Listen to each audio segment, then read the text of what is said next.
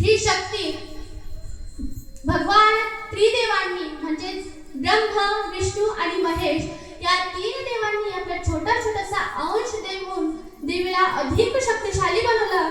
कारण मानवाच्या हातची ही गोष्ट नव्हती. जे मोठ्या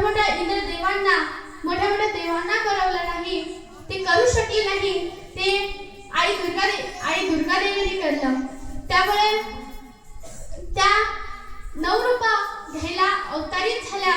कारण भगवान त्रिदेवांनी त्यांना आपला छोटासा अंश दिला होता, म्हणून त्या अधिक शक्तिशाली बनल्या. आणि तेथूनच ही आई भवानी प्रगटली. अनादि निर्गुण